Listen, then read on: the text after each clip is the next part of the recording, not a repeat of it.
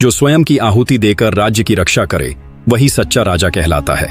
नमस्कार प्यारे साथियों, आपका तहे दिल से स्वागत है हमारे कहानी परिवार गाथा सम्राट में। यह ऐसा सुनहरा सफर है जहां हर कहानी में महकती है इतिहास की खुशबू, गूंजते हैं रहस्यों के अनसुने स्वर और बहती है वीरता की वो लहर जो आज भी दिलों की धड़कनों में जिंदा है। बहुत समय पहले की बात है। अरावली की पहाड़ियों में बसा एक प्राचीन राज्य था, नागपुरगढ़। यह राज्य सुंदरता, समृद्धि और संस्कृति के लिए प्रसिद्ध था। लेकिन एक रहस्य था जो इस राज्य की नींव में छुपा था, मृत्यु गुफा।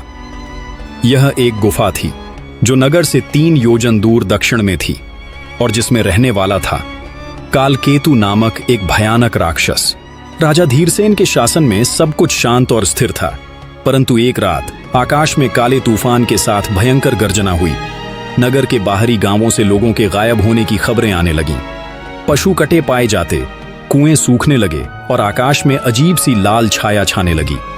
पुरोहितों ने बताया, मृत्यु गुफा का कालकेतु जाग चुका है। कहते हैं हजारों वर्ष पूर्व एक तांत्रिक राक्षस कालकेतु को देवों ने मृत्यु गुफा में कैद कर दिया था। वह मानव रक्त से शक्ति प्राप्त करता था और उसका शरीर अग्नि से बना था।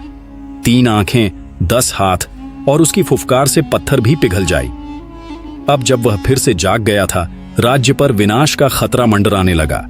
राजा ने राजसभा में कहा, जब तक कालकेतु जीवित है, राज्य असुरक्षित है। मैं स्वयं उसे चुनौती दूंगा।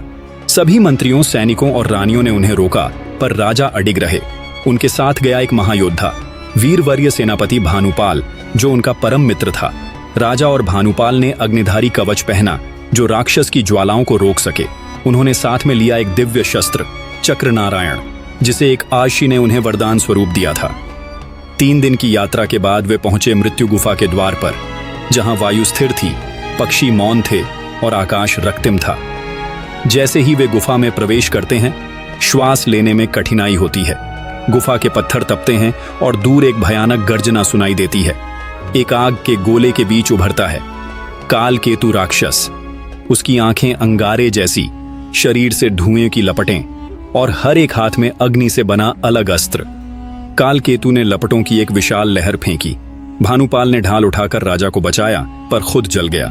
वह घायल हो गया, पर पीछे नहीं हटा। राजा ने चक्र नारायण चलाया, जो राक्षस के एक हाथ को काट गया। लेकिन जैसे ही राक्षस की तीसरी आंख खुली, एक ज्वाला की किरण निकली जिसने भानुपाल को मृतप्राय कर दिया। राजा धीरसेन अकेले थे। उन्होंने राक्षस को भीतर तक घायल कर दिया। लेकिन कालकेतु अब क्रुद्ध हो गया था। उसकी अग्नि और भी प्रचंड हो गई। तभी राजा ने अपने शरीर का कवच त्याग दिया और चक्र नारायण को हृदय में ढंसाकर स्वयं राक्षस के वक्ष पर कूद पड़े। एक भयंकर विस्फोट हुआ। गुफा ध्वस्त हो गई। पहाड़ हिलने लगे। सैनिकों ने दूर से देखा कि एक लौ आसमान की ओर उठी और फिर सब शांत हो गया। 3 दिन बाद भानुपाल जीवित मिला, घायल पर जिंदा। पर राजा धीरसेन अमर बलिदान देकर अमर हो चुके थे। धीरसेन की वीरता की कहानियां हर घर में गाई जाने लगीं। मृत्यु गुफा को बंद कर वहां एक मंदिर बनाया गया, धीरकेश्वर। कहा जाता है कालकेतु पूरी तरह मरा नहीं था। उसके कुछ रक्त के कण शिला में समा गए और जब मानव स्वार्थ, लालच और हिंसा से भर जाएगा, वह फिर जागेगा। राजा धीरसेन और कालकेतु के युद्ध की यह गाथा आज भी उन पर्वतों की हवा में गूंजती है जहां एक राक्षस को नश्वर मानव ने पराजित किया। दोस्तों, ये थी मृत्यु गुफा के राक्षस की रहस्यमयी और रोमांचक कहानी। आपको ये कथा कैसी लगी? कृपया अपने प्यारे से कमेंट में जरूर बताएं। और अगर आप ऐसी ही अनसुनी, वीरता से भरी कहानियों का हिस्सा बनना चाहते हैं, तो चैनल को सब्सक्राइब करके हमारे परिवार में जरूर जुड़िए। आपका साथ ही हमारी सबसे बड़ी शक्ति है। धन्यवाद।